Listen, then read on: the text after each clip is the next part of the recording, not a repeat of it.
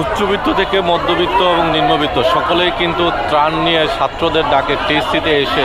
তাদের ত্রাণগুলো জমা দিচ্ছেন শিক্ষার্থীদের কাছে, এবং শিক্ষার্থীরা তাদের সাধ্য মতো এই যে এক স্বেচ্ছাসেবী সংগঠনের মতো তারা তাদের এই ত্রাণগুলো সংগ্রহ করছেন এবং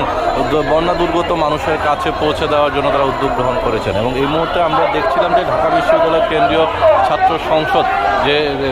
রয়েছে টিএসসিতে, এবং সেখানে হচ্ছে সাধারণ ঢাকা বিশ্ববিদ্যালয়ের শিক্ষার্থী এবং বৈষম্যবিরোধী ছাত্র আন্দোলনের শিক্ষার্থীরা কিন্তু এখানে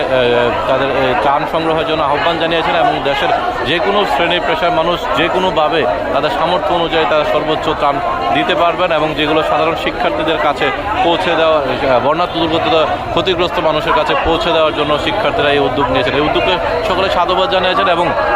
প্রচণ্ড সকাল থেকে সারা দিনব্যাপী এই ত্রাণ সংগ্রহ করছে, এবং সেগুলো যে যেভাবে পাচ্ছে শুকনো খাবার থেকে শুরু করে ওষুধ, মেডিসিন, অর্থ যে যেভাবে